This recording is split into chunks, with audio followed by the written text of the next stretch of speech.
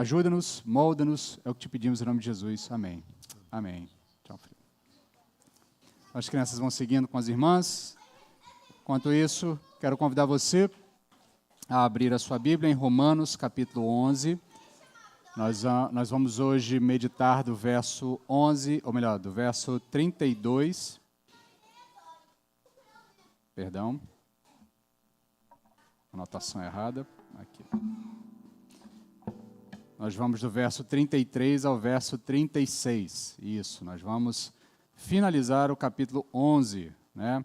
Eu comentei com os irmãos já ao longo da carta, ao longo do estudo na carta aos Romanos, essa série de mensagens que nós temos feito, né? Esse bloco aqui, esse miolo do capítulo 9 ao capítulo 11, é um miolo bem denso, né? Um trecho bem denso, e nós vamos finalmente chegar ao momento final, e aí a gente passa para uma outra etapa da carta, uma etapa agora já um pouco mais prática, né? Uma etapa um pouco mais de orientações práticas de como viver esse evangelho que o apóstolo Paulo está trabalhando já desde o capítulo 1 até este exato momento.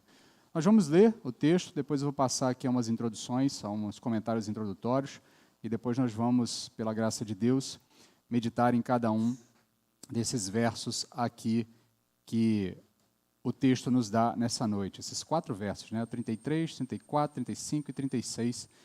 4 pequenos versos, mas de uma profundidade, né, enorme, como o próprio texto já começa dizendo. Leiamos então Romanos capítulo 11, do verso 33 ao verso 36. Ó profundidade da riqueza, da sabedoria e do conhecimento de Deus! Quão insondáveis são os seus juízos e quão inescrutáveis os seus caminhos! Pois quem conheceu a mente do Senhor? Quem se tornou seu conselheiro? Quem primeiro lhe deu alguma coisa para que lhe seja recompensado? Porque todas as coisas são dele, por ele e para ele. A ele seja a glória eternamente. Amém.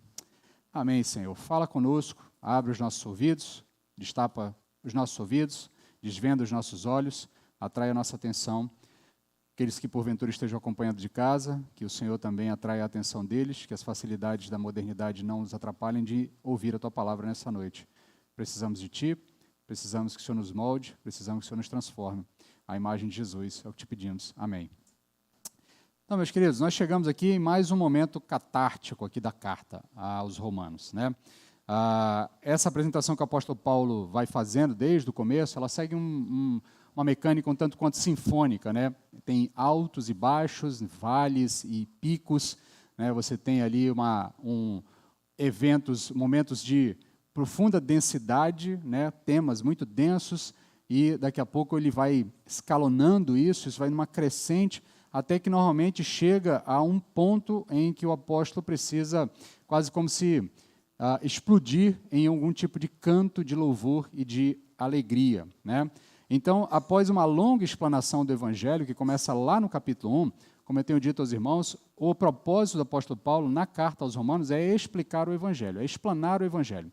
Desde o capítulo 1, especialmente até o finalzinho do capítulo 8, ele está falando basicamente do Evangelho de maneira bem didática, de maneira bem destrinchada, trecho a trecho, ponto a ponto, evento a evento, elemento a elemento que compõe essa mensagem completa do Evangelho. Ele vai trabalhar do capítulo 1 ao capítulo 8. Do capítulo 9 ao capítulo 11, que nós estamos encerrando hoje, ele vai tratar dos desdobramentos dessa realidade do Evangelho em relação ao povo de Israel e ao povo, a esse novo povo que está sendo introduzido nessa aliança, que é a igreja, mas especificamente mais em relação aos atributos de Deus em relação às promessas que ele fez a Israel, que também tem que dar uma resposta a esse evangelho da mesma forma que a igreja está dando resposta. Então, após essa longa explanação, o apóstolo segue ali até o finalzinho do capítulo 8, né, no verso 30 ali, onde ele vai explicar, desde o capítulo 1, ele vai falar da natureza pecaminosa do homem, do ser humano, tá? Ele vai falar de um juízo divino que está guardado para esse ser humano pecador. Ele começa abrindo o texto que do céu a ira do Senhor se mostra em relação aos pecadores, aqueles que têm, mesmo diante da revelação clara e visível de Deus, têm rejeitado essa revelação e por isso estão condenados, por isso estão num estado de condenação. e aí ele vai falar desse juízo divino que está guardado para esse ser humano pecador. Ele vai dizer que todos estão, ele vai usar uma metáfora ali nos primeiros capítulos, que a gente tem trabalhado aqui nas mensagens, essa metáfora do tribunal, né? Ele usa termos típicos de um julgamento, um julgamento em uma corte de tribunal. Então, a ideia é mais ou menos que todo ser humano já nasce no banco dos réus, e ele não nasce para ser julgado no sentido dele ser julgado se é inocente ou se é culpado. Ele já nasce no banco dos condenados. E nesse estado do banco dos condenados, o que ele está aguardando, na verdade, é a sentença. É apenas a sentença e o início do cumprimento dessa sentença. Todos nós nascemos nessa condição. É isso mais ou menos que o apóstolo Paulo está explicando ao longo dos primeiros capítulos. Contudo, o Evangelho é a boa notícia que dá para sair desse banco dos condenados. Dá para a gente ser liberto dessa condição e ser levado a uma outra realidade, a realidade do justificado, a realidade daquele que não é mais condenado. E aí ele vai mostrar a fidelidade de Deus, ao longo dos capítulos seguintes, em apresentar um plano, tá? Um plano onde ele, Deus, continuará permanecendo justo e justificador, porque o apóstolo Paulo deixa muito claro ao longo da carta que Deus não abona pecados, Deus pune pecados, nenhum pecado passará impune. Eu tenho dito isso ao longo de muitos anos com os irmãos aqui, a gente tem repetido isso em outros momentos, em outras mensagens, em outros tipos de encontro, de ensino. Tem uma coisa que fica bem claro para nós: Deus não esquece pecados, tá? No sentido de que ele deixa o pecado lá onde o pecado está e ignora, faz de conta que o pecado não existe. Deus não esquece pecados, Deus pune pecados. Todo pecado será punido, ou na pessoa do pecador, ou na pessoa de Jesus Cristo. Todo pecado será punido, ou na pessoa do pecador, ou na pessoa de Jesus Cristo. Então, em algum sentido, Deus não deixa pecados passarem impune. Por quê? Porque ele é justo. E alguém justo não deixa a injustiça prevalecer. E deixar um pecado sem punição é abraçar a injustiça. Você mesmo, em algum momento, já deve ter visto notícias na TV, alguém que claramente é culpado escapa da punição. Qual é a sua sensação? Injustiça, né? A justiça não foi feita. E, de fato, essa é a percepção. Deus é justo. E ele apresenta um plano, ele demonstra um plano, ele coloca em prática um plano onde ele permanece justo e, ao mesmo tempo, misericordioso e justificador daqueles que têm fé nele, a fim de saírem dessa condição de condenados e passarem para a condição de justificados. Então, é mostrado a nós, o apóstolo Paulo vai explanando a nós como é que essa corda da salvação chega até nós, para nos tirar do fundo do poço, do local onde nós estamos aguardando apenas a punição, nos mostra como sairmos dessa realidade por meio da fé. Então, a corda da salvação é essa fé que nos tira dessa realidade, nos leva para uma outra realidade. Inclusive, nesse momento em que nós apresentamos a mensagem sobre esse tema, a gente falou que dentro da forma como o apóstolo Paulo vai apresentando, se nós fôssemos fazer uma adaptação para uma espécie de uma dramaturgia, seria aquele momento em que nós estávamos lá, por exemplo, quem gosta de filmes, né? E eu lembro que eu citei, na época, um dos filmes lá do Senhor dos Anéis, né, para repetir aqui a ilustração da manhã, né, que tem lá um determinado momento em que os personagens estão em uma batalha, estão presos em um castelo, cercados pelos inimigos, e estão ali vendo que vão ser derrotados, estão naquele desespero, e, de repente, em um determinado momento, que já está previsto na história, que já está avisado, tá, um elemento mágico, um elemento salvador chega, né, um personagem lá da história chega para salvar aquelas pessoas que estavam presas lá. E, de fato, na nossa realidade é mais ou menos isso. A gente vai olhando, o apóstolo Paulo vai demonstrando a realidade do homem, como o homem está condenado, como o homem está preso nessa realidade, como ele não consegue sair dela, como cada tentativa que o homem faz é impossível, ou é infrutífera, ou não alcança nenhum tipo de benefício para tirar o homem dessa condição de condenado, mas em um determinado momento da história, o herói chega. Aquele que vem nos resgatar chega. Né? O Deus ex machina aparece e vem nos libertar dessa realidade. Ele vem para nos salvar dessa realidade. Esse é Jesus Cristo. Jesus Cristo entra na história, e entrando na história, nós temos essa chance, essa possibilidade de sair dessa realidade de condenação e seguir para uma realidade de justificação. Essa fé depositada na obra de Jesus Cristo nos traz paz com Deus. A ira de Deus sobre nós é apaziguada, porque ela é redirecionada para outro ponto, para outra direção, ela é redirecionada para o próprio Cristo, para o próprio Cordeiro, e nos nossos pecados são então punidos na pessoa de Jesus Cristo, e uma vez que são punidos na pessoa de Jesus Cristo, Deus não tem mais nada contra nós, por isso nós podemos ter paz com Deus. Esse é o momento em que o apóstolo Paulo vai falar ali por volta do capítulo 5, justificados, pois, mediante a fé, temos paz com Deus. Ele abre o capítulo falando dessa forma. E aí, então, essa paz alcançada afasta a ira de Deus diante daqueles que depositam fé em Jesus Cristo, e essa graça derramada a pecadores, ela cobre a multidão de pecados desses mesmos pecadores. Agora, então, esses pecadores podem se apresentar diante de Deus sem medo de serem fulminados por uma ira de um Deus que é justo, que é um Deus que não aceita, que não tolera pecados.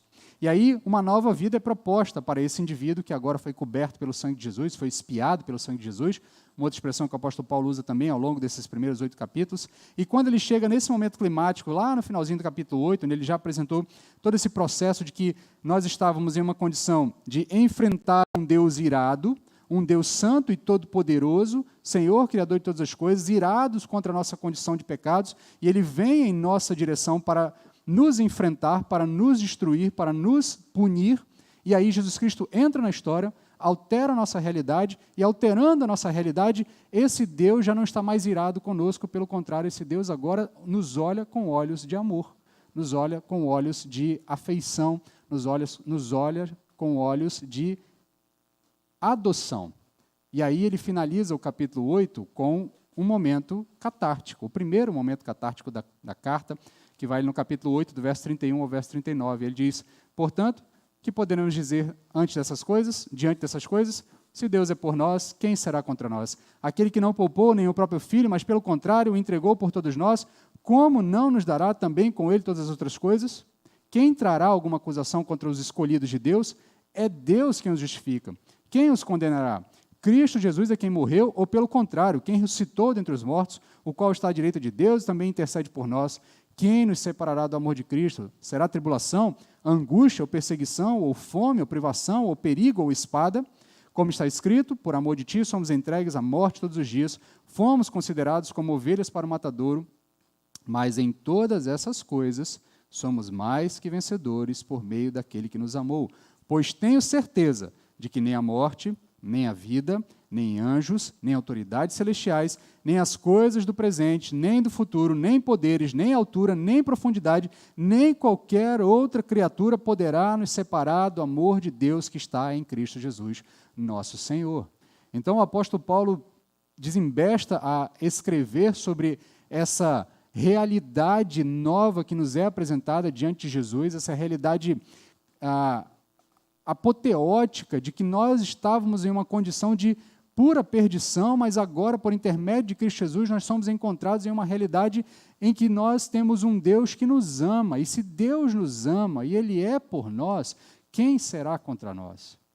Absolutamente ninguém ou nada conseguirá nos separar desse amor. E aí o apóstolo Paulo finaliza o capítulo 8 nesse alto, nesse ponto climático, nesse ponto de ápice, onde ele está extremamente feliz com esta realidade do Evangelho, porque o Evangelho produz isso.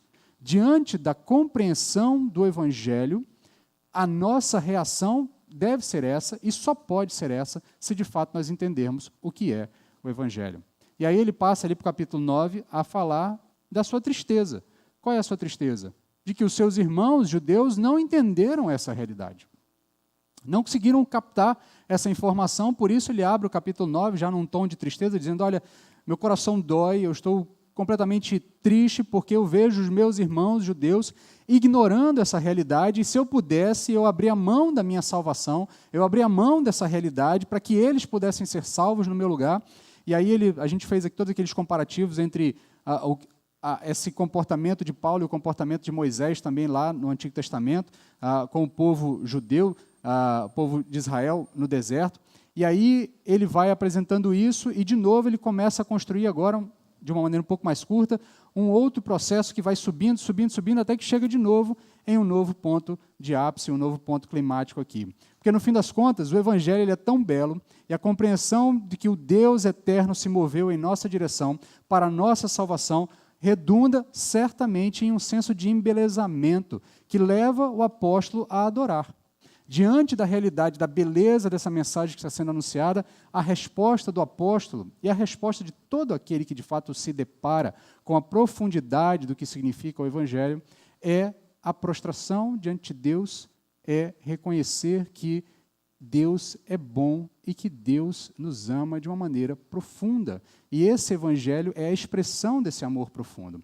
Então, depois que o apóstolo Paulo finaliza esse primeiro momento climático, ele passa a falar agora de novo de alguns elementos, vamos falando, como eu falei, dos judeus, a relação dos judeus, e aí ele tem que tratar de algumas explicações teológicas mais profundas, ele vai falar da doutrina da eleição, vai falar da realidade da soberania divina, vai falar da realidade da responsabilidade do homem, vai falar do projeto e do plano futuro de Deus para o seu povo, para Israel, e vai deixar claro que Deus, ele age de uma maneira tão magnífica que ele consegue, de uma maneira justa e coerente, colocar todo mundo no mesmo pé de igualdade e tratar a todos da mesma maneira.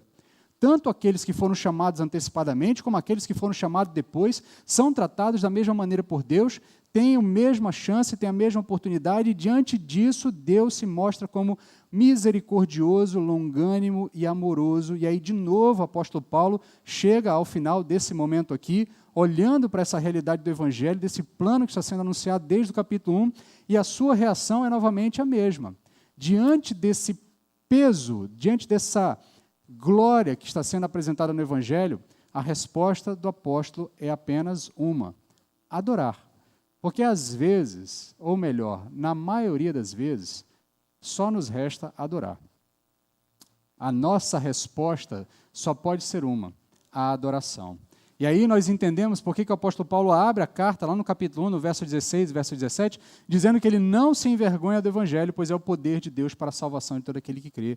Primeiro do judeu e também do grego, pois a justiça de Deus se revela no Evangelho de fé em fé, como está escrito: o justo viverá pela fé.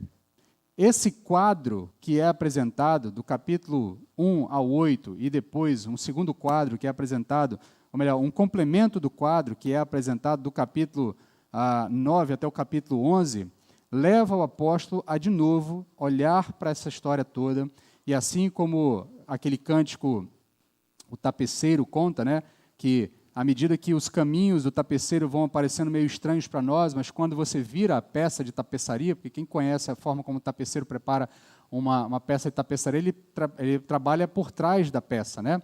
Ele não trabalha de frente para a peça. Então, ele vai construindo a peça por trás, e aí você vai vendo aquela construção por trás e você não vai entendendo absolutamente nada do que está acontecendo, porque os caminhos vão tortuosos ali, mas quando você vira a peça de frente, está uma obra de arte. É essa mais ou menos a ideia que o apóstolo Paulo está tentando transmitir para nós agora. Deus está escrevendo uma história, está fazendo um plano, está executando um plano que muitas vezes parece estranho, tortuoso, caminhando por caminhos distintos e estranhos aos nossos olhos, mas quando ele é apresentado por completo, e nós somos, então, apresentados ao quadro como um todo, a nossa reação é uma reação de embelezamento, quando nós vemos o quadro final apresentado por Deus. Por isso o apóstolo Paulo não tem vergonha desse Evangelho. Por isso ele não consegue olhar para esse Evangelho e entender que esse Evangelho é algo que ele deixa de lado, ou algo que apenas é acrescentado à sua vida, mas pelo contrário, esse Evangelho é, de fato, a coisa mais importante da vida dele. Nós falamos lá no começo, a primeira mensagem, nós dissemos que, inclusive, esse é o tema geral da carta, é o tema geral da série de mensagens, o Evangelho no centro da vida. Porque os primeiros versos, o apóstolo Paulo deixa claro que a vida dele gravita toda em torno do Evangelho. Ela toda é moldada pelo Evangelho e ela é organizada em torno do Evangelho, porque o Evangelho é essa obra magnífica que foi apresentada ao apóstolo Paulo. E aí, de novo, ele finaliza esse processo adorando ao Senhor. E o texto que nós lemos nada mais é do que um cântico, nada mais é do que um hino que foi musicado ao longo da história. Provavelmente, no momento que ele está escrevendo ali, é um cântico que o próprio apóstolo está escrevendo, tá? E que foi cantado ao longo dos primeiros séculos pela igreja e tem sido cantado até hoje. Inclusive, tem músicas que nós conhecemos e que nós cantaremos ao final dessa mensagem, se Deus assim nos permitir. Então, o apóstolo Paulo, diante desse quadro, faz o quê? Ele adora, porque tem momentos que só nos resta adorar. E esse belo hino que ele entoa pode ser dividido em 3 partes, e nós vamos analisá-lo nessas três partes. A primeira parte vai é o verso 33, o primeiro verso. A segunda parte é o verso 34 e o verso 35. E a terceira, a conclusão, é o verso 36. Então, sigamos agora de acordo com essa divisão para olharmos trecho a trecho desse belo cântico e aprendermos um pouco mais sobre aquilo que Deus tem a falar conosco por intermédio desta belíssima carta e desse trecho sublime, o trecho finalzinho do capítulo 11, que nos tem muito a nos ensinar sobre Deus. Ele diz o seguinte, primeira parte, o maravilhamento com Deus. Ó profundidade da riqueza, da sabedoria e do conhecimento de Deus! Quão insondáveis são os seus juízos e quão inescrutáveis os seus caminhos. Esse texto é conhecido como uma doxologia. Tá? O que é uma doxologia? Para a gente não ficar aqui falando palavras estranhas que você talvez não conheça. Né? Doxologia é um elemento litúrgico, tá? Faz parte de uma estrutura de culto. É um momento em que, normalmente, depois de uma sequência de eventos, você, então, inicia um processo de adoração. Tá? A doxologia é isso. De maneira bem simples aqui, tem outras explicações um pouco mais complexas, mas para a gente ficar de uma maneira mais objetiva, tá? É uma fórmula litúrgica que arremata um argumento com adoração. E é basicamente isso que ele fez. Ele tem todo um argumento entre os capítulos 9 e 11. Esses argumentos falam da doutrina da eleição, fala da realidade eterna, predestinada por Deus, determinada por Deus, vai falar da responsabilidade do homem, vai usar termos que muitas vezes para nós vão parecer um tanto quanto duros, Deus dizendo, eu tenho misericórdia de quem eu quero, eu me compadeço de quem eu quero, eu endureço quem eu quero, eu amoleço quem eu quero, eu sou o Senhor, eu sou o oleiro, eu faço com o barro o que eu quiser, e aí a gente vai olhando aquelas coisas, são argumentos duros e difíceis de muitas vezes entender, e ao mesmo tempo ele diz, eu sou misericordioso, eu sou bondoso, eu tenho estendido as minhas mãos para vocês, e vocês têm rejeitado as minhas mãos, e ele vai trabalhando todos esses argumentos complexos ao longo do capítulo 9, 10 e 11, e ao final desse argumento complexo, o apóstolo não tem outra alternativa a não ser adorar um Deus que, mesmo sendo independente, resolve se preocupar com a nossa realidade e tirar-nos da nossa condição para a glória dele e para o nosso próprio benefício. Então, essa adoração da doxologia, ela é fruto desse embelezamento do apóstolo com toda a complexidade desse evangelho que está sendo exposto desde o capítulo 1 e toda essa complexidade que foi apresentada entre os capítulos 9 e o capítulo 11. E esse embelezamento é fruto da compreensão do evangelho. Porque quanto mais ele conhece a Deus e quanto mais ele conhece o evangelho, mais o apóstolo se embeleza com o evangelho, mais ele se alegra, mais ele é atraído por essa realidade do evangelho. E quanto mais ele conhece, mais ele adora. E da mesma forma, como nós, quanto mais nós conhecemos a Deus, mais nós adoramos a Deus.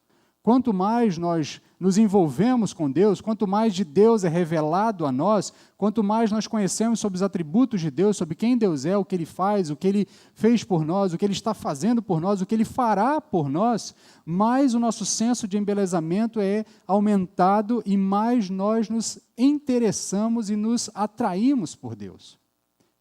Isso é o que o apóstolo Paulo está experimentando nesse momento. Ele vem nesse processo construindo um argumento longo, complexo, mas o argumento ele vai subindo, subindo, subindo, sempre mostrando a glória de Deus e mostrando um Deus amoroso, organizando a história. Pense só, Deus está na eternidade, autossuficiente em si mesmo, Pai, Filho e Espírito, completamente satisfeitos em si mesmo. Deus nunca experimentou o tédio. Tá? Deus nunca experimentou o tédio. O tédio não é algo da natureza divina, porque Deus é absolutamente perfeito em todas as coisas. E a sua relação, Pai, Filho e Espírito, que é a relação eterna, essa trindade que vem numa dança, como o próprio Agostinho costumava dizer, essa pericorese, as pessoas se autocompletando e se auto-adorando e se auto-magnificando em relação entre eles mesmos, isso é suficiente para Deus. E Deus está na realidade eterna, completo e suficiente em si mesmo. E Deus escolhe criar o ser humano, mesmo sabendo que esse ser humano pode cair. E mesmo consciente da queda e da possibilidade de destruição desse ser humano, Deus se importa com a realidade desse ser humano. E esse ser humano é você. Na eternidade, Deus gastou um tempo para saber como Ele salvaria você. Deus investiu um tempo da sua autossatisfação para bolar um plano para que você não fosse destruído pelas chamas do inferno. Para que você não passasse a eternidade em punição por conta dos seus pecados. Porque Deus, em tese, não nos deve absolutamente nada.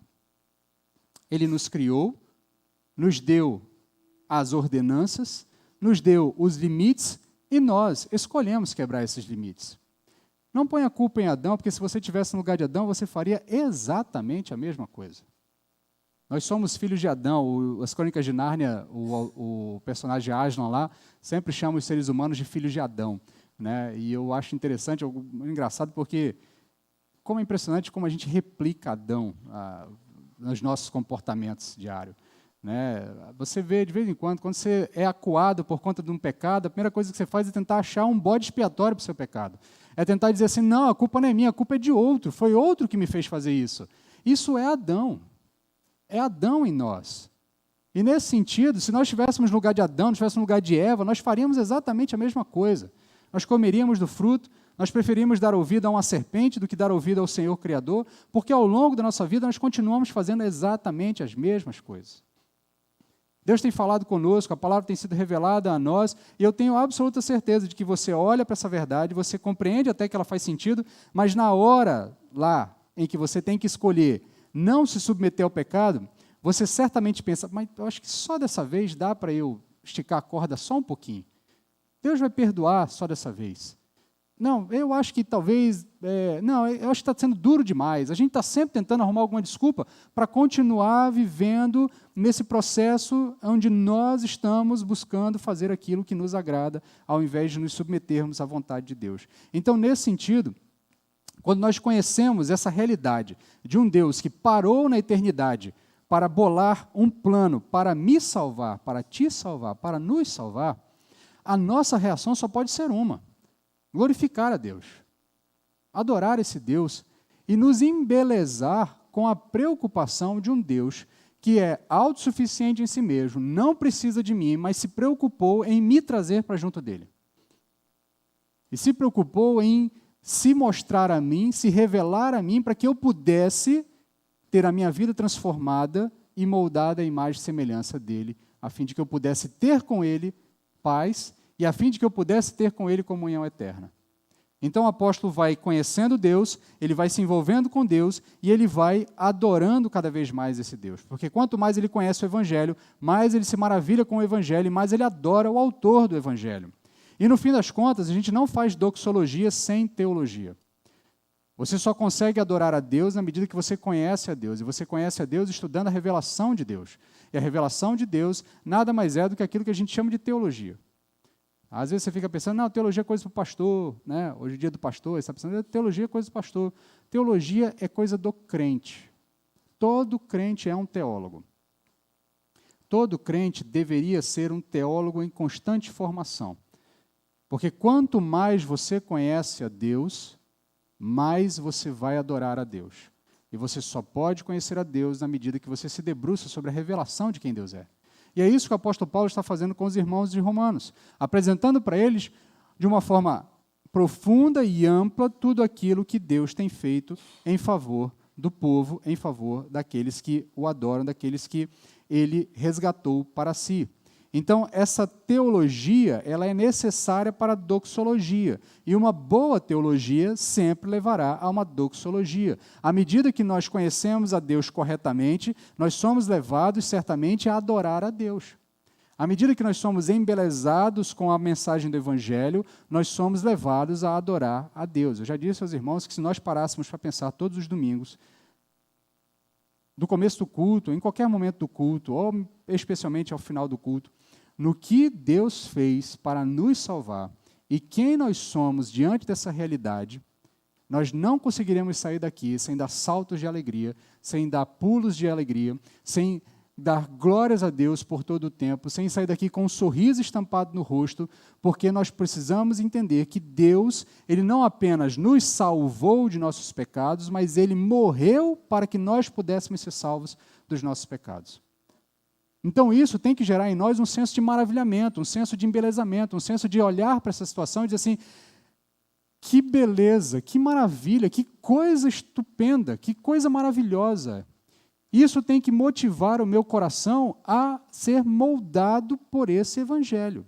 Porque o conhecimento de Deus leva à adoração. Por isso o apóstolo começa o hino com essa expressão, ó profundidade da riqueza. Porque o evangelho, essa notícia da obra de Deus, essa notícia de que o próprio Deus, o Senhor Jesus Cristo, o Espírito Santo, essa ação trinitária, se organizou para a salvação, agindo de forma organizada, pensada, planejada. Já disse aos irmãos, na última mensagem que estive com os irmãos, Deus não joga dados. Tá? Deus não joga dados, Deus não está ali numa expectativa para ver o que acontece, para saber o que Ele faz, que carta que Ele puxa agora. Ah, ele pecou, então o que eu faço? Deus tem um plano e esse plano está em execução. Ele é o Senhor da história. Deus não assiste à história, Deus escreve a história. Então, nesse sentido, Deus nos transmite uma segurança enorme e nesse processo, essa mensagem, que esse evangelho, que é algo organizado, pensado, planejado e perfeitamente executado para a salvação de pecadores de um destino terrível, isso é de uma rica profundidade, uma profundidade sem igual. Mateus capítulo 13, verso 44 ao verso 46, duas parábolas que Jesus conta, ali na sequência das parábolas do reino, ele vai dizer o seguinte, o reino dos céus é semelhante a um tesouro escondido no campo, que um homem esconde, depois de achá-lo, então, em sua alegria, vende tudo o que tem e compra aquele campo. Aí ele conta uma outra parábola no verso seguinte, o reino do céu também é semelhante a um negociante que procura boas pérolas. Encontrando uma pérola de grande valor, vendeu tudo o que possuía e a comprou. O evangelho é essa riqueza, o reino de Deus é esse tesouro. A mensagem de Deus revelada a nós é esse campo que contém um tesouro que vale tudo o que temos. Vale todas as coisas que temos. A parábola diz que esse homem encontra esse tesouro, ele vende tudo o que tem para poder comprar o tesouro. Ou seja, a sua vida se reorganizou em torno daquele tesouro. A sua vida foi reestruturada em torno daquele tesouro, em torno daquela pérola que foi encontrada, em torno daquele valor profundo que foi apresentado a ele. O Evangelho é isso. À medida que nós conhecemos o Evangelho, à medida que o Evangelho vai nos moldando a imagem e semelhança de Jesus, essa mensagem reorganiza a nossa vida em torno dela, porque ela vale mais do que nossas vidas. Ela vale mais do que tudo que temos. Por isso, o apóstolo Paulo olha para essa realidade, contempla a realidade do Evangelho, abre a carta dizendo, eu não me envergonho do Evangelho. Por que eu não me envergonho do Evangelho? Porque o Evangelho é precioso, porque o Evangelho é um tesouro, o Evangelho é algo que vale mais do que minha vida. O Evangelho dá forma, dá razão, dá sentido, dá destino, dá orientação, dá organização à minha vida. O Evangelho é isso, e o Evangelho nada mais é do que a revelação de Deus a nós. O Evangelho é esse poder que nos salva, nos atrai, de forma que, a partir dessa salvação, a vida só faz sentido, só tem valor, se estiver gravitando em redor desse Evangelho. Mas por que ele é tão importante?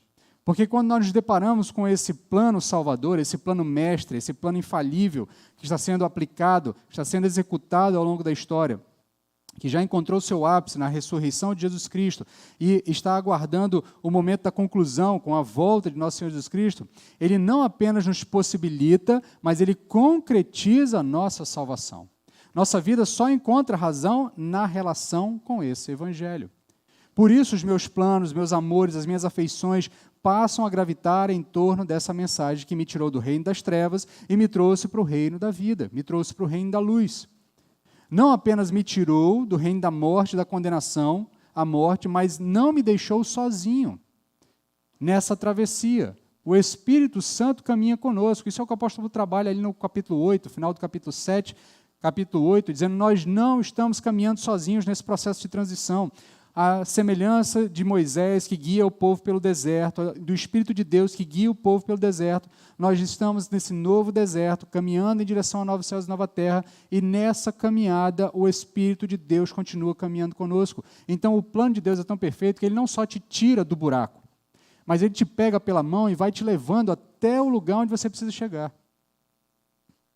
Por isso esse evangelho, ele nos impacta de maneira tão profunda, porque o Espírito vai nos guiando, o plano é perfeito, todas as áreas estão devidamente atendidas, nós não somos simplesmente tirados de uma realidade e levados para uma outra realidade, largados lá à nossa própria sorte, muito pelo contrário, nós somos cuidadosamente guiados, moldados, transformados, preparados para chegarmos a essa realidade de novos céus e nova terra. E esse plano não apenas possibilita a minha saída do reino das trevas, ele concretiza a segurança desse plano, dessa realidade, desse evangelho que é transmitida pela obra de nosso Senhor Jesus Cristo, nos dá a plena certeza e a plena convicção de que no dia que, como o apóstolo Paulo diz lá no capítulo 15 da primeira carta aos Coríntios, no dia que a trombeta tocar, que os céus se abrirem, nós, crentes, se de fato temos essa plena convicção, nós não vamos correr para lá de fora com medo, nós vamos correr dando saltos de alegria. Meu Senhor voltou. Entendeu? Finalmente, meu Senhor voltou. Aí, apenas um parênteses, a gente vê como a nossa percepção do Evangelho é muito limitada. Tempos atrás, teve alguns eventos aí nos céus, né, sobre aquele círculo ao redor do Sol, né, aquele arco-íris ao redor do Sol ali, e aí haja crente com medo de Jesus estar voltando, né? Aí começa, é Jesus voltando, é a trombeta, não sei o quê, o céu está se abrindo. E, tipo, gente, se você de fato entende o Evangelho, e essa mensagem te impactou e te embelezou, e te deu esse senso de beleza do que é o Evangelho, do que é esse amor de Deus demonstrado a você, no dia que alguém disser para você assim, Jesus está voltando, entendeu? Você corre lá para o lado de fora, desesperado, alegre, dando saltos de alegria. E se ele não estiver voltando, essa frustração vai ser grande, entendeu? A nossa frustração vai ser grande, porque de fato nós aguardamos e esperamos por isso. Mas isso precisa ser construído em nós. A gente passou muito tempo achando que a volta de Jesus é para quando eu morrer e ressuscitar. Mas a gente precisa criar essa sensação de que o desejo pela volta de Jesus é para hoje. Entendeu? Nós precisamos, se o Evangelho de fato nos impacta, nós precisamos todos os dias abrir a porta de nossa casa, olhar para o céu e dizer assim, Senhor, bem que o Senhor podia voltar hoje, né? Bem que hoje podia ser aquele momento. Porque o que o apóstolo Paulo diz ao longo da carta, ele diz também em outros momentos, não há absolutamente nada comparado a essa realidade. E o Evangelho expressa essa realidade, porque o amor de Deus é para que nós, expresso pelo Evangelho na salvação, nesse plano de salvação, é para que nós cheguemos a essa realidade, de estarmos com Deus para toda a eternidade. Por isso a minha vida é remoldada em torno do Evangelho. Por isso a minha vida é reconstruída em torno do Evangelho. Por isso a minha vida só tem sentido por causa do Evangelho.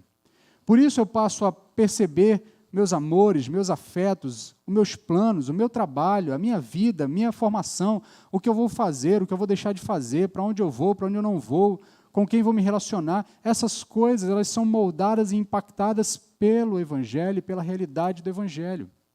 Porque o Evangelho passa a ser o centro da minha vida, porque o Evangelho é esse tesouro que eu encontrei. O Evangelho não é algo que eu acrescentei à minha vida. Pelo contrário, o Evangelho é algo que veio dar razão para a minha vida. O profeta Isaías diz o seguinte, capítulo 55, verso 8 e verso 11.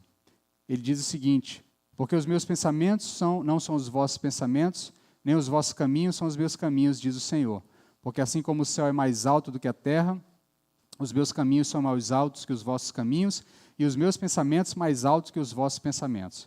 Porque assim como a chuva e a neve descem dos céus e não voltam para lá, mas regam a terra e fazem produzir e brotar, para que dê semente ao semeador e pão a quem come, assim será a palavra que sair da minha boca, não voltará para mim vazia, mas fará o que me agrada e cumprirá com êxito o propósito da sua missão. Porque o Evangelho é essa riqueza, mas o Evangelho também é essa sabedoria. Porque o Evangelho é um plano insondável, é um plano inescrutável, é um plano que é impossível para nós tentarmos avaliar de uma perspectiva humana. Um Deus que não deixou a cargo de seres humanos teimosos, caídos, à sorte da nossa própria salvação. Mas, pelo contrário, Ele se fez um de nós para fazer por nós aquilo que não conseguimos fazer. E esse evangelho, ele é mostrado em perspectivas que parecem ser estranhas, porque a vitória vem pela derrota. Nós somos salvos pela morte. Aquele que aparentemente foi derrotado, aquele que aparentemente foi tratado como um perdedor, é, na verdade, o vitorioso, é o vencedor. Essa mensagem da vitória pela derrota, ela ofende a nossa perspectiva humana de como é que uma vitória pode de fato ser alcançada. As outras religiões, elas vão trabalhar sempre com a ideia de conquista por mérito, né? Então, por exemplo, sei lá, você tem uma religião esotérica qualquer. À medida que eu me esforço, à medida que eu me organizo, à medida que eu sintonizo os meus elementos espirituais, que eu vou me disciplinando e que eu vou mortificando as minhas vontades, eu então vou ascendendo e vou conseguindo ser melhor, vou melhorando, evoluindo, passando para níveis, mas por mérito do meu próprio esforço. Mas o Evangelho, ele é contra-razoal. Por quê? Ele trabalha de forma contrária. Quem molda você não é as suas ações. Quem molda você é o Espírito Santo. Quem produz fruto em você não é o seu esforço. Quem produz fruto em você é o Espírito. Porque o fruto é do Espírito, não é seu. Sabe essa calma que você desenvolveu ao longo da sua caminhada de fé? Que você muitas vezes não consegue explicar? Essa paz, essa sensação de que os problemas se avolumam, mas ao mesmo tempo eles não te tiram a esperança? Isso não é produção sua, não. Isso é o Espírito Santo trabalhando em você. Sabe essa percepção que você tem de que, mesmo no meio caótico da vida, as coisas continuam fazendo sentido?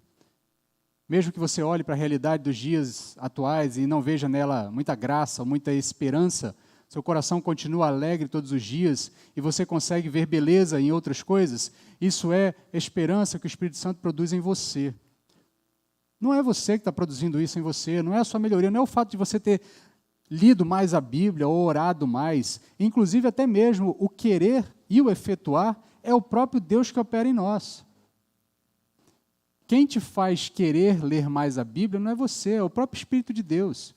Agora é óbvio, você pode lutar, você pode atrapalhar, mas o próprio Deus diz, agindo eu, quem impedirá? E nesse sentido, isso é muito bom para nós, porque Deus deseja nos moldar à imagem e semelhança de Jesus Cristo. Então, muitas vezes, Ele vai usar elementos para nos quebrar a nossa índole, mas isso tudo também é para o nosso bem. Sabe essa realidade que nós, os crentes, olhamos para a realidade da tribulação, e é como Tiago nos diz lá na carta, né? Nos alegramos em meio às tribulações, por quê? Porque a tribulação produz em nós o caráter de Cristo. Isso é graça, isso é evangelho, isso é o Espírito agindo em nós, não é mérito nosso. Absolutamente nada no processo da salvação é mérito nosso, tudo é graça. Então, essa vitória pela derrota, ela é contra-racional. O ser humano não poderia ter moldado isso, não poderia ter pensado nisso. É uma estratégia impensável. O Evangelho não é fruto da mente humana, ela não é fruto de uma religião. A religião da fé não é fruto da mente humana. A ideia de fé cristã não é a ideia de fé que as pessoas têm de maneira popular. Fé, eu já disse aos irmãos, fé não é força de vontade. Sabe aquele papo de concurseiro? Foco, força e fé? Não, força, foco e fé. Né? Essa ideia de que com força, com vontade, eu consigo as coisas, fé não é isso. Fé é reconhecer que eu não tenho forças. Fé é dobrar os meus joelhos, estender minhas mãos e dizer assim, Senhor, eu não consigo. Só o Senhor consegue. E é essa fé que nos leva à salvação. Essa é a fé que o Espírito produz em nós. Isso é obra sobrenatural, isso não é obra de homens, isso não é pensado por homens, porque o que o homem pensa é baseado no mérito. O que ele pensaria, se uma religião forjada por homens, seria uma religião dizendo assim, não, força, vai que você consegue. E aí esse é o problema nosso, porque como isso está muito arraigado dentro de nós, essa ideia, a gente tenta misturar as coisas, e volta e meia você vê o evangelho sendo misturado com esse tipo de coisa. Não, meu irmão, vai com força, vai na fé. Não é assim, meu irmão. Não é com força que a gente alcança alguma coisa dentro do reino de Deus, mas pelo contrário, é com rendição. É quando nós nos rendemos que o Espírito Santo se apodera de nós e ele transforma as nossas vidas. Quanto menos a gente lutar, mais o Espírito Santo nos transformará à imagem de Jesus Cristo. Quanto menos nós nos relutarmos contra um processo de transformação que é necessário para nós, mais o Espírito Santo transformará a cada um de nós na imagem de Jesus Cristo. E essa imagem do Evangelho, esse Evangelho que é apresentado, ele é um caminho impensável para nós. E aí não tem como a gente não se embelezar com ele. Não tem como a gente não se alegrar com esse Evangelho. Não tem como a gente não olhar para isso tudo e dizer assim, meu Deus, que coisa magnífica e perfeita. Só Deus para pensar nisso. Então, como nos envergonhar desse Evangelho? Por isso que o apóstolo Paulo abre a carta dizendo, eu não me envergonho do Evangelho. E aí ele passa para uma segunda etapa fazendo algumas perguntas que não precisam de respostas. Ele começa no verso 34, pois quem conheceu a mente do Senhor, quem se tornou seu conselheiro, quem primeiro lhe deu alguma coisa para que seja recompensado? É óbvio que essas perguntas são retóricas. Nós sabemos que Deus não tem conselheiros, mas pensar sobre isso, e a pergunta retórica tem essa tarefa de nos fazer pensar sobre a resposta óbvia e entender como ela é óbvia e por que ela e o fato dela ser óbvia tem que nos fazer meditar sobre a realidade disso. Então, essas perguntas retóricas feitas pelo apóstolo Paulo, elas nos fazem meditar um pouco sobre esse Deus, um Deus que não tem conselheiros, um Deus que tem uma mente acima de todas as mentes, um Deus que não recebe primeiro para depois fazer alguma coisa. E aí, mesmo retóricas, essas expressões, elas nos trazem esse assombro de uma mente, com uma mente que arquiteta um plano à prova de falhas. Quando eu era criança, eu gostava de ler revistinhas da Turma da Mônica, e o Cebolinha, todos os dias, fazia um plano infalível para derrotar a Mônica, e os seus planos sempre falhavam, né? E toda vez que eu lembro de plano infalível, eu sempre lembro do Cebolinha. Jesus Cristo, Deus, o Senhor, arquitetou um plano que de fato é infalível. Um plano que não falhará. Um plano que não falhou. Pelo contrário, já encontrou o êxito, já está em plena alegria da concretude e da execução desse plano. Deus, no fim das contas, ele é essa fonte primária de todas as coisas. E se ele é a fonte primária de todas as coisas, logo, ninguém pode aconselhá-lo a fazer alguma coisa. Ele é o paradigma final de todas as coisas. E nisso o Evangelho vai nos espantando ainda mais, porque nós não fizemos nada para que um Deus se importasse conosco, mas Ele nos amou de graça. Você já parou para pensar nisso? Sabe aquela expressão que a gente diz? A gente conhece uma pessoa ali, naqueles primeiros momentos em conversa, e você gosta tanto da pessoa que você diz, poxa, eu gosto de fulano de graça. Mal conheci, não tenho nem muita intimidade, mas ele parece uma pessoa tão boa, eu gosto dele de graça. Né? Ele não fez nada para merecer o meu afeto, a minha afeição. Porque nós, seres humanos caídos, corrompidos pelo pecado, tendenciosos à queda, as nossas relações são baseadas em trocas. Você ama o seu cônjuge, você ama a sua esposa, mas você ama porque há uma troca de afeto, há uma troca de interesse. Ele lhe atrai, ela lhe atrai, e por isso você retribui com amor, ele retribui com afeto, e assim há algum tipo de troca. Nós amamos os nossos filhos, ainda que esse amor possa ser um pouco mais abnegado, mas nós amamos ele porque ele é carne da nossa carne, é sangue do nosso sangue, porque é alguém que saiu de nós. Nós não conseguimos ter o mesmo amor pelo filho da outra pessoa, entendeu? Porque ele não é meu, ele não saiu de mim, embora sejam duas crianças iguais, a mesma idade, podem ter nascido no mesmo dia, na mesma hora. Entendeu? Mas o meu afeto com a minha filha é porque ela saiu de mim. Então há uma troca, há um tipo de barganha, ainda que seja num nível mais abnegado, ainda que não seja algo corrupto, ou algo que seja apenas o prostituído, não é nesse sentido que eu estou dizendo, mas todas as nossas relações elas são baseadas em algum tipo de troca. A relação de Deus conosco não é baseada em troca. Ele, de fato, nos ama de graça. Nós não fizemos absolutamente nada para merecer o amor de Deus, mas Deus nos amou. E nos amou ao ponto de dar o seu Filho por nós. E não só dar o seu Filho em nosso lugar, mas nos guiar nos moldar, nos transformar, nos ensinar a ser a imagem de seu Filho, a fim de que nós pudéssemos estar com Ele por toda a eternidade. Ainda que nós consigamos experimentar algum nível de abnegação e amor, no fundo, ainda o fazemos com base em algum nível de troca, nem que seja pela gratidão, mas Deus nem nossa gratidão levou em consideração, quando decidiu nos amar antes da fundação dos tempos. Romanos capítulo 5, verso 8 a 11, nós já passamos por esse texto, mas eu vou voltar a ele. O apóstolo Paulo diz o seguinte: mas Deus prova o seu amor para conosco ao ter Cristo morrido por nós quando ainda éramos pecadores. Assim, agora justificados pelo seu sangue, muito mais ainda seremos salvos por ele da ira. Porque se nós, quando éramos inimigos, fomos reconciliados com Deus pela morte de seu Filho, muito mais, já estando reconciliados, seremos salvos pela sua vida. E não somente isso, mas também nos gloriamos em Deus, por meio de nosso Senhor Jesus Cristo, pelo qual recebemos agora a reconciliação. Deus nos amou porque Ele quis amar. Isso é impensável para nós. Ninguém ama de graça. Todo mundo ama com base em algum tipo de troca. Mas Deus nos amou de graça, quando nós ainda éramos pecadores. Quando o desejo do nosso coração era crucificar a Deus, Deus já nos amava. Quando o desejo do nosso coração era tirar Deus do seu trono e sentar no lugar dele, Deus já nos amava. Deus já estava executando um plano eterno para a nossa salvação. Esse é o Evangelho de Deus.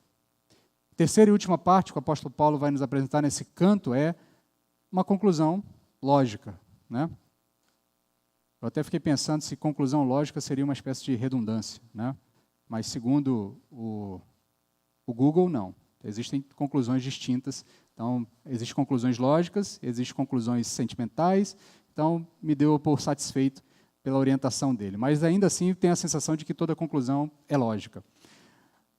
Mas o que ele diz, verso 36, porque todas as coisas são dele, por ele e para ele, a ele seja a glória eternamente. Amém. Diante desse embelezamento do Evangelho, só nos resta uma conclusão. Se não é para viver uma vida pautada por esse Evangelho, não há razão para viver. Jesus é a razão última de todas as coisas, não há sentido fora de Jesus. A própria existência deixa de ter valor, deixa de valer. No meio do pensamento humano, nas correntes de pensamento filosóficas e da mente, do estudo da mente humana, existem algumas correntes que entendem que não há valor na vida, que não há sentido na vida. Né? Por exemplo, uma bastante famosa é o niilismo, né? A ideia de que a vida não tem sentido, a vida não tem, por ela não ter razão, você não deve se ocupar demasiadamente dela. Né? Há outras correntes semelhantes, mas a ideia é de que a vida é um catado de coisas aleatórias que acontecem por acaso, o acaso rege a vida, logo, se o acaso rege a vida, não há sentido em eu me debruçar sobre ela com tamanha preocupação, porque no fim das contas, eu posso acordar hoje e uma pedra cair sobre mim e eu morrer. Então não há sentido na vida. E por que o ser humano chega a esse tipo de conclusão? Porque ele não consegue ver beleza num plano eterno sendo organizado ao longo da história. Então, nesse sentido, Jesus Cristo nos apresenta a solução para esse tipo de problema, esse tipo de percepção equivocada. A vida passa a ter sentido na medida em que nós entendemos esse Evangelho, ele entra em nossas vidas, e aí, inclusive, os elementos negativos da vida passam a ter razão e passam a fazer sentido. Por que eu tenho determinada doença? Por que eu tenho determinada limitação? Por que a vida me colocou em determinadas circunstâncias? Por que eu passei por um determinado tipo de problema, de situação, e outra pessoa não? Por que comigo e não com o outro? Dentro do Evangelho, essas coisas começam a ganhar algum sentido. E ao ganhar algum sentido, ainda que o sentido seja apenas o consolo de Deus em nossas vidas, porque ao longo da caminhada de fé, às vezes alguns problemas não são explicados, algumas situações não são explicadas, mas o consolo sobrenatural nos é dado. Os apóstolos experimentaram isso, a igreja experimentou isso e nós experimentamos isso na nossa caminhada de fé. Então, quando nós olhamos para essa realidade que passa a ter sentido na pessoa de Jesus Cristo e no Evangelho de Jesus Cristo, nós começamos a olhar para um quadro mais amplo, e aí eu começo a perceber que tem um Deus controlando a história, mesmo no meio do meu caos, que há um propósito na minha vida que vai muito além da minha satisfação pessoal, que vai muito além do meu momento que eu estou vivendo e da dor que eu estou sentindo, mas há um propósito maior nisso, um propósito eterno. Há um sentido no curso da história. Como eu disse anteriormente, a vida não é uma roleta, não é um tabuleiro de dados, mas é um livro escrito pela mão consciente e sábia de um Deus vivo que resolverá de uma vez por todas, ou melhor, já resolveu de uma vez por todas o problema do pecado, que impede que a sua criação tenha plena comunhão com Ele. Por isso, todas as coisas são dele, por Ele e para Ele. Por isso, tudo gira em torno de Jesus Cristo. Como nós falamos hoje pela manhã, na EBD, na Escola Bíblica, Jesus Cristo é superior, é maior do que todas as coisas, porque todas as coisas giram em torno dele. E aí, no fim das contas, a nossa resposta tem que ser a resposta que os reformadores deram. Só lhe deu glória. Toda glória apenas a Deus. Todo esse plano meticulosamente engendrado tem um único propósito: me possibilitar encontrar o ápice da minha realidade, que é me engajar com a glória do Deus vivo. O ápice da minha realidade, da sua realidade, é se engajar com a glória do Deus vivo. É ter comunhão com esse Deus. Fora dessa comunhão, você não vai encontrar satisfação. Por que que se você colocar a sua satisfação em primeiro lugar, você certamente se frustrará, porque você não foi formado para ter satisfação apenas em você. Você foi formado para ter satisfação em Cristo, em Deus, na sua realidade e na sua glória. Por que que você vê tanta gente que tem tudo e, ao mesmo tempo, não tem sentido nenhum na vida? A gente, na nossa condição mais acanhada financeiramente, né? A gente olha para o povo rico passando dificuldade e fala assim, como é que rico passa dificuldade, né? O cara tem tudo, o cara pode fazer o que quiser, não precisa se preocupar, não é igual eu que está ali no final do mês fazendo conta, ver se vai fechar, né? Dizer, não compra, porque senão tem que deixar virar o cartão para a conta chegar no outro mês. Né? E aí a gente fica nessas coisas, nessa luta e fica olhando para o rico lá. Porque, no fim das contas, gente, a vida não faz sentido em si mesma, a vida faz sentido em Jesus. Não adianta ter todos os bens da face da terra. Não adianta ter o poder financeiro, bélico ou de autoridade de toda a face da terra. Isso não trará satisfação. O que trará satisfação é você se engajar com a glória de um Deus vivo que se revelou a você por intermédio do Evangelho. É isso que traz satisfação para nós. É por isso que o apóstolo Paulo, absolutamente sem nada na vida, talvez o apóstolo Paulo não pudesse, era aquele indivíduo que, se fosse hoje em dia, usaria aquele tipo de provérbio, né? Vende o café da manhã para comprar o almoço, né? E guarda o troco para comprar a janta. Né? Porque, de fato, ele é alguém que se entregou por completo.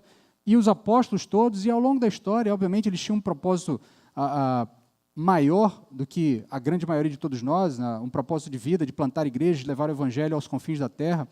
Não que nós não tenhamos um propósito semelhante, mas eles tinham uma missão específica. Mas o fato é que esses homens entenderam que a sua satisfação está em se engajar com a glória de Deus vivo. Quando nós entendermos isso, que a nossa satisfação está em nos engajar com a glória do Deus vivo, todas as outras coisas em nossas vidas se amoldarão a esse propósito de se engajar com a glória do Deus vivo.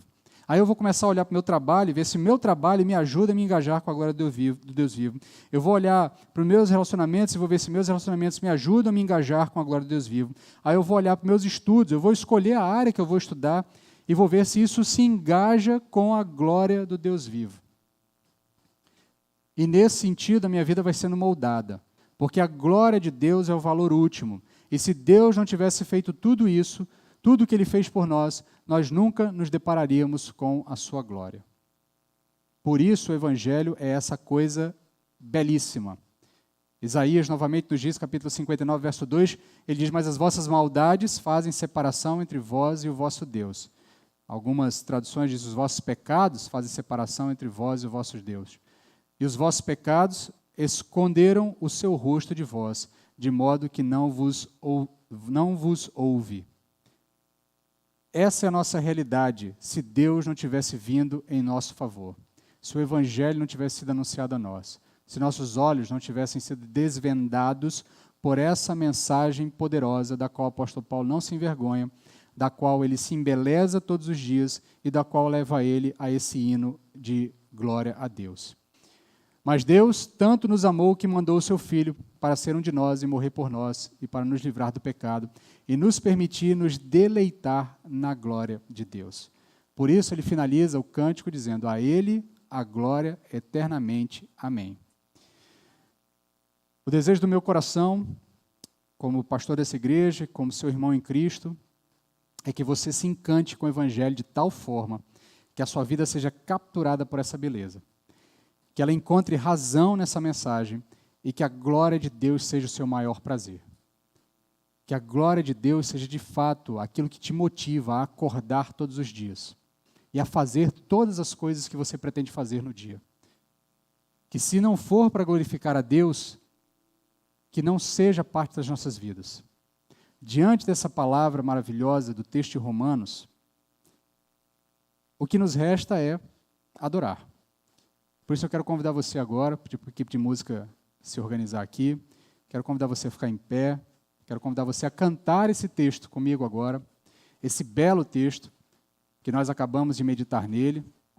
O cântico é conhecido, é antigo, acredito que a maioria das pessoas conheça, por isso eu gostaria que a igreja, de fato, cantasse com outros olhos, porque entendemos um pouco mais sobre ele, mas cantasse também com muita alegria e com muita satisfação esse evangelho maravilhoso de uma profundidade, de uma riqueza sem igual, que nos leva à adoração.